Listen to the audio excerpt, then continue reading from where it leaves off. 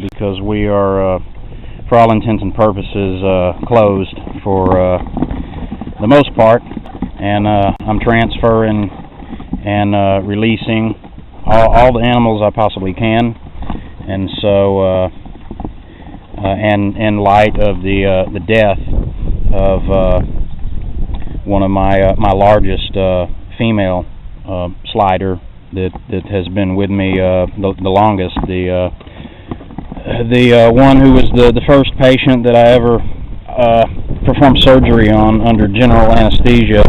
She died yesterday because the conditions are just not optimal anymore where I'm having to house these animals.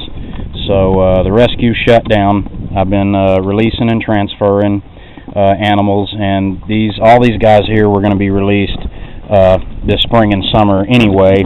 I'm just doing it a little sooner than expected for some of them, and we'll start with this little male here. And this little fella came to me last year, I believe, but he's the one that had the puncture wounds. You can see right here on both sides of the shell. The bone was penetrated clear through, and he actually has missing bone there. He was attacked by a dog that punctured his shell there and ruptured the pleural and peritoneal membranes there that protect the internal organs.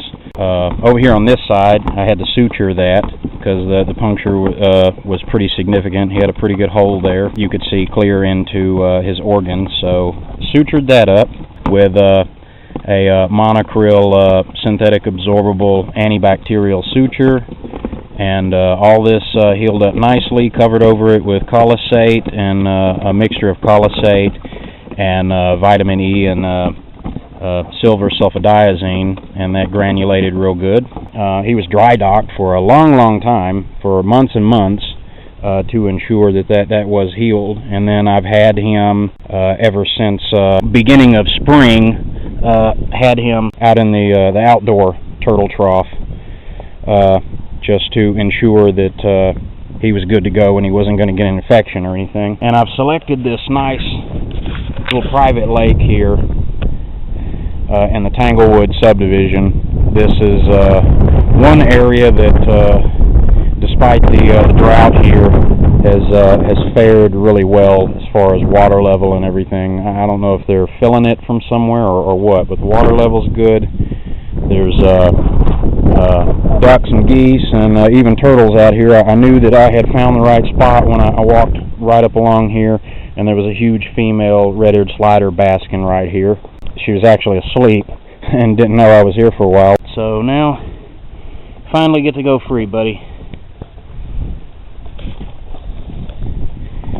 And this is the female red-eared slider. This is a girl that was hit by a car over on Highway 79.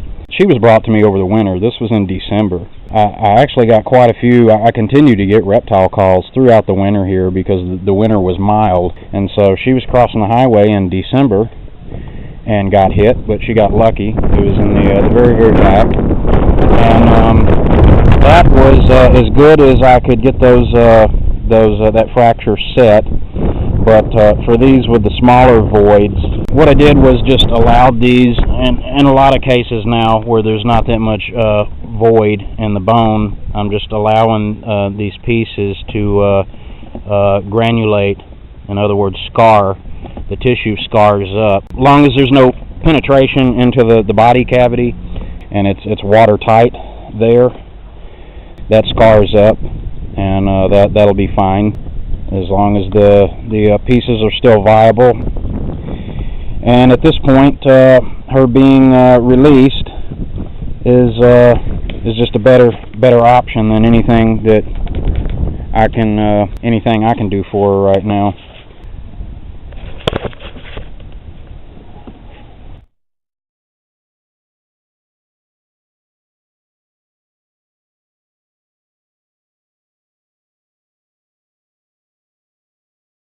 Live long and propagate.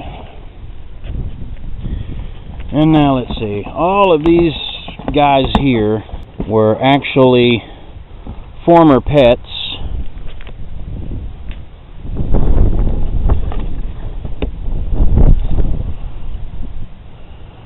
These are all former pets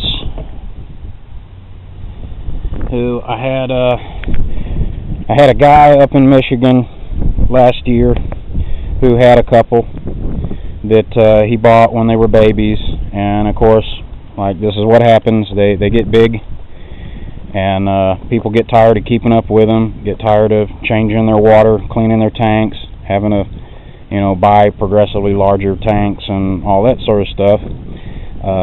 They essentially become a real responsibility, which is why I don't really care for people getting these as pets.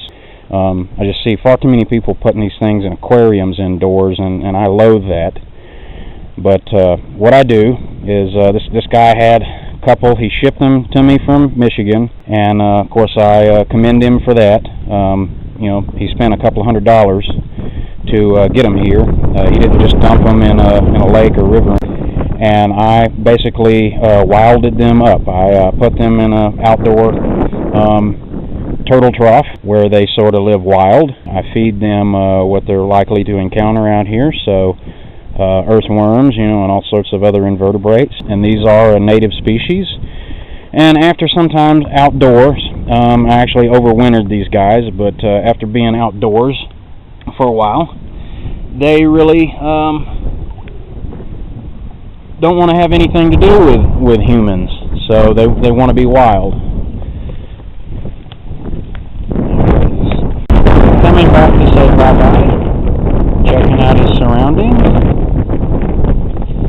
He's free now, probably for the first time in his life,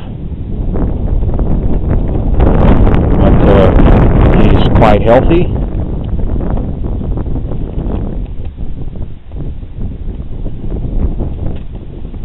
There he goes. Got another.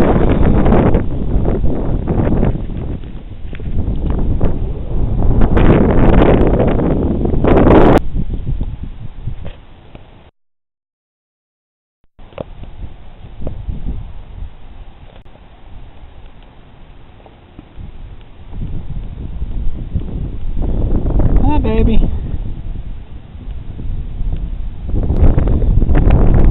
Got a nice big aquarium to live in now. Yeah, I think you're going to like it out here. Okay, now this one. Oh, and I had two others. He shipped them here. And then the other two had come from a lady who I don't recall right now, but she had, I don't remember if she had acquired them wild or if she had purchased them somewhere, got them at a fair or something like that. Had them for about, her two for about 5 or 6 years, and then she decided they were too much to keep up with, and drove them here to Wichita Falls to me from Abilene. And then she gave me a good donation for taking them in, knowing, like I told her, I would have to keep them for some time outside in my turtle trough to wild them up.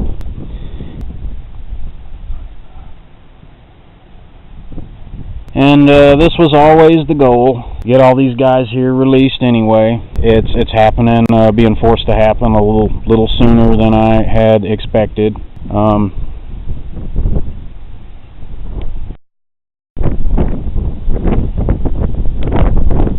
They're saying bye-bye.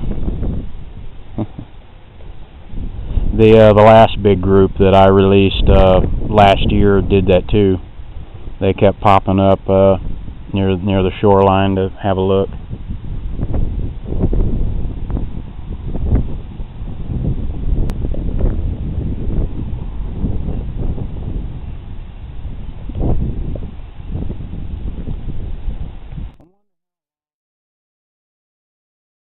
Like I said, just a little sooner than I had wanted to do these releases. Some of them, the rehabs, I would have liked to held on to just a little while longer. Made sure we got a little more rain, and that maybe we were out of this drought, and maybe a little better healing for me to continue to hold them, even though I still have my large troughs and everything.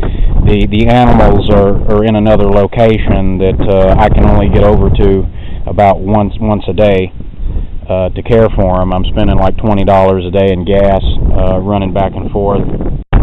If I just go ahead and release them now, the situation with rescue deteriorates any farther, because it's pretty bad right now.